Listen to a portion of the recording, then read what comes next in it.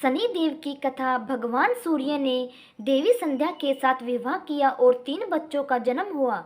वैसा मनु यम संध्या सूर्य के लिए एक पवित्र पत्नी थी, लेकिन वह सूर्य की चमकदार गर्मी को सहन नहीं कर सकी। इसलिए वह सूर्य की गर्मी का सामना करने के लिए और आवश्यक शक्ति हासिल करने के लिए तपस्या करने की इच्छा भी रखती थी। अपनी तपस्या के परिणाम स्वरूप हासिल की गई अपनी प्रतिभा को भी आगे बढ़ाना चाहती थी।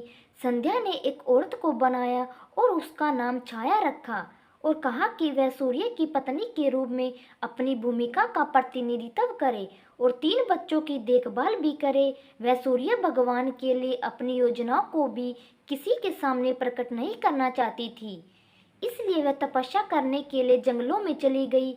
छाया बहुत साधारण रूप से मिलती जुलती थी। सूर्य भगवान उस पर संदेह नहीं कर सके।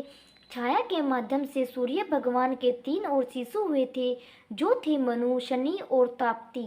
इसलिए शनि को सूर्य के पुत्र और यम का भाई कहा जाता है। जब शनि छाया के गर्भ में थे, उसने भगवान शिव को प्रसन्न करने के लिए चमकदार सूर्य के नीचे एक गंभीर तपस्या की।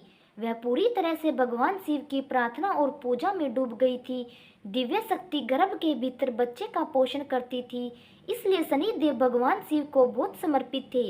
इसके अलावा जब छाया ने इतनी देर तक धधकते सूर्य के नीचे तपस्या की थी, तो शनि गर्भ के अंदर काले रंग के हो गए थे।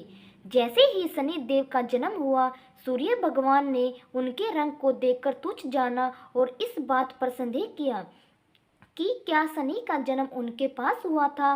नाराज हुए शनि देव ने जब अपने पिता पर नाराज नजर डाली, तो शनि देव की शक्ति के कारण सूर्य भी काले रंग में झुलस गए थे। बाद में सूर्य ने अपनी गलती के लिए पश्चाताप किया और भगवान शिव की पूजा की। उन्हें बताया कि क्यों शनि इतने काले थे। इस बात के पीछे सच्चाई को जानने के बाद सूर्य भगवान अपने पुत्र शनिदेव के साथ खुश थे और वे एक दूसरे को बेहतर समझने लगे। शनिदेव भगवान शिव के एक प्रेरक शिष्य बन गए और सभी ज्ञान उनसे सीख गए। शिव शनिदेव की भक्ति और ईमानदारी से बहुत प्रसन्न थे, इसलिए उन्होंने पृथ्वी पर पैदा हुए जीवन पर उन्होंने महत्वपूर्ण ग्रह का स्थान दिया। उन्हें लोगों द्वारा किए गए कर्मों के प्रभावों को वितरित करने की जिम्मेदारी दी गई थी। शनिदेव बेहद उदार भगवान है। कई लोग उन्हें करुण रूप में देखते हैं।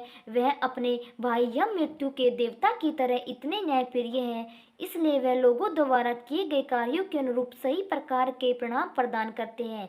अच्छे कर्मों के साथ शनि देव की प्रार्थना करने से उनके आशीर्वाद प्राप्त होंगे और पीड़ित लोगों को कम भुगतना पड़ेगा। शनि देव की यह कथा अगर आप लोगों को पसंद आए तो लाइक और शेयर सब्सक्राइब करना न भूलें। धन्यवाद।